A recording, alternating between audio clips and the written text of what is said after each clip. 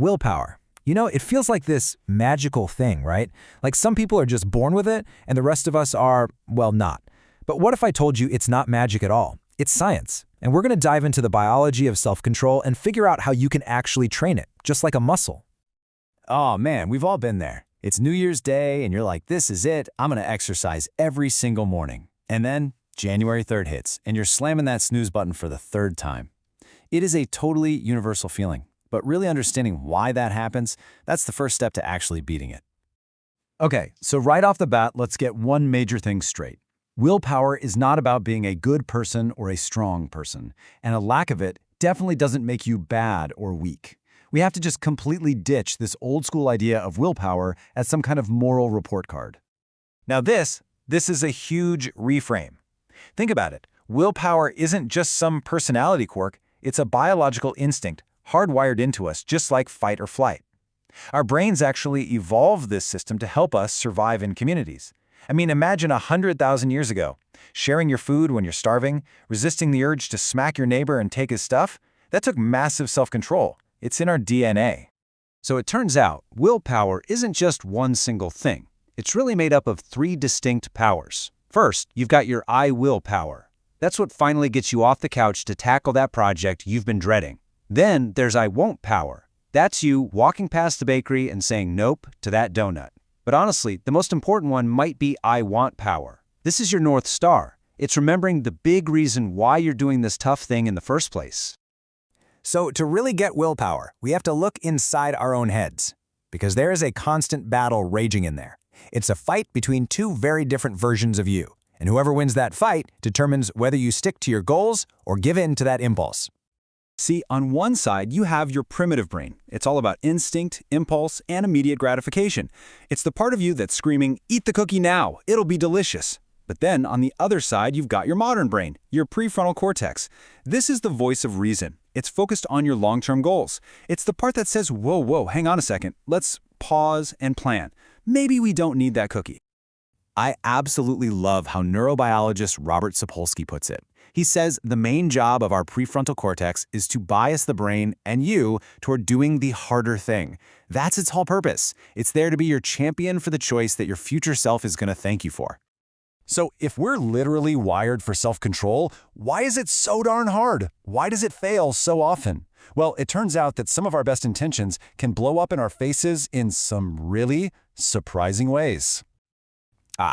This one's a classic. It's called moral licensing. You go for a really long run, you feel great about yourself, and then you think, you know what? I have been so good, I have absolutely earned this giant slice of pizza. That feeling of being virtuous actually gives you permission to indulge, which can completely sabotage your original goal. And then there's this one, the what the hell effect. This is such a familiar trap. You're on a diet, you eat one little cookie, and your brain just short circuits. You feel guilty, you feel like you've ruined everything, and that feeling of shame is exactly what drives you to just give up completely. And here's the twisted logic, right? The slip-up is just one cookie, but then comes the guilt. I've completely ruined my diet. And that guilt leads directly to the indulgence. What the hell? I might as well eat the whole box now. The guilt from the tiny mistake doesn't help. It actually becomes the trigger for the much, much bigger mistake. Okay, enough about the problems. Because here's the good news. Willpower isn't fixed. You can train it. So let's talk about some simple, science-backed ways you can actually strengthen your self-control. And one of these simplest, most powerful tricks can be boiled down to just one number, 5. So what is so special about the number 5? Well, it might just be the most painless way to give your willpower an instant boost. It really is this simple. Research shows that just 5 minutes of green exercise, which is basically just moving your body outdoors, can seriously reduce your stress and recharge your willpower reserves.